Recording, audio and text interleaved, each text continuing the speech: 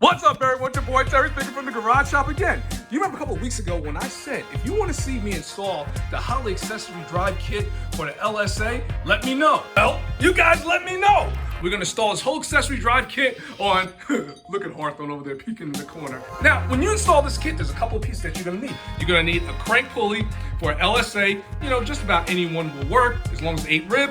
This, I went with the GM, and you're going to need a GM water pump. Now, I think the part number is somewhere, I don't know it. There it is right there. So we got the engine, we got the parts, and we're gonna do this. And at this time, I wanna thank each and every one of you guys out there, for showing the love, concern, and all the questions. Keep them coming. Comments, likes, make sure you hit them. Remember, there is no me without you. So let's keep that energy going. So hit me up on Instagram, TerryLSX, Coverman66 on YouTube, and new to TikTok, Coverman66. Stay tuned because this is coming real soon.